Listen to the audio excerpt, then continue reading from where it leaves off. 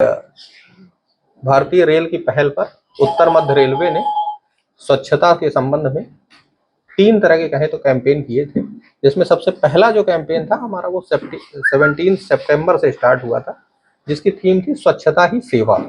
इसके अंतर्गत विभिन्न प्रकार की स्वच्छता से संबंधित गतिविधियां की गई थी और एक पूरा माहौल बनाया गया था कि किस प्रकार से जो 2014 से स्वच्छता की मुहिम शुरू हुई थी और जिसको कि 10 साल होने जा रहे हैं, उसमें किस तरह से हम इसको और एक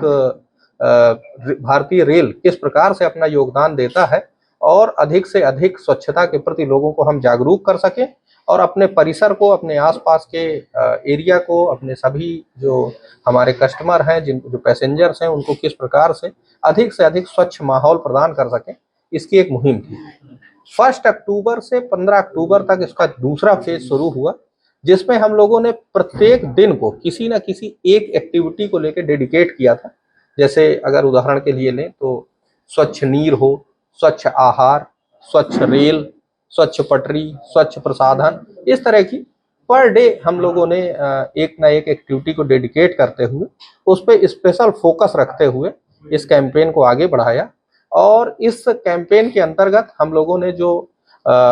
हमारे माननीय प्रधानमंत्री जी की मुहिम थी एक पेड़ माँ के नाम, उसके अंतर्गत भी नॉर्थ सेंट्रल रेलवे ने लगभग 7,500 पौधारोपण किया। इसके अलावा हम लोगों ने अपने सभी कर्मचारियों को स्वच्छता से संबंधित शपथ दिलाई। हमारे जो सफाई मित्र हैं, अर्थात ऐसे लोग जो हमारा जो गंदगी है उसको उठाते हैं, हमारी जो ट्रेन है, हमारा जो परिसर है, उसको सफाई करने में अपना शारीरिक योगदान देते हैं, ऐसे बहुत सारे सफाई मित्र, क्योंकि वो इस तरह के व्यवसाय में संलग्न हैं जो कि कहीं ना कहीं उनके स्वास्थ्य को भी नुकसान पहुंचाता है, तो ऐसे सारे लोगों का हम लोगों ने मेडिकल चेकअप किया। उनको जो उनकी ज़रूरत की चीज़ें थी, ग्लव्स प्रोवाइड करना, कैप प्रोवाइड करना, उनको कुछ उनके घर की ज़रूरत की चीज़ें, ये सारी उपलब्ध कराई गई। इसके अलावा हम लोगों ने एक देखा गया कि रेल परिसर में कुछ लोग जो है आदतवश गंदगी करते हैं, तो ऐसे लोगों को ऊपर जो रेलवे के प्रोविजन है उसके अंतर्गत लिटरिंग के संबंध में जो फाइन लगाया जाता है, वो फाइन लगा के किस प्रकार से उस तरह भी जागरूकता फैलाई जाए कि जिस तरह से एक प्रोत्साहन और दंड वो भी अगर जरूरी है तो वो भी दिया जाए। इसके अलावा हम लोगों ने जितना भी अपना एरिया था उसमें हम लोगों ने बहुत सारे जो ब्लैक स्पॉट हैं, जिन्हें इस बार नाम दिया गया है क्लीनलीनेस टारगेट यूनिट, ऐसी लगभग पूरे एनसीआर में 850 यूनिट हम लोगों ने आइडेंटिफाई की,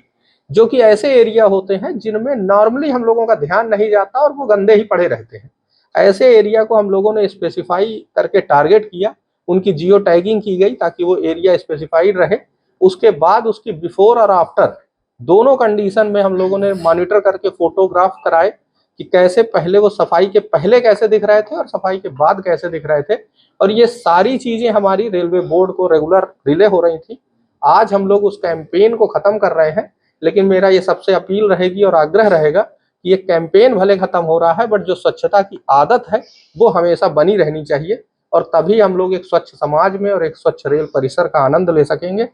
और इसके अलावा एक हम लोगों का स्पेशल कैंपेन 4 भी चल रहा है, जो कि हमारा ऑफिस का रिकॉर्ड है, ऑफिस की पुरानी फाइलें हैं, ऑफिस में कोई पेंडिंग ग्रीवेंस है, पेंडिंग कोई कंप्लेन है, उन सबको भी डिस्पोज करने से संबंधित है, जिसको हम लोग 30 अक्टूबर तक खत्म करेंगे और सारा जो अपना ये पुराना रिकॉर्ड है उसको डिस्पोज करेंगे। Thank you.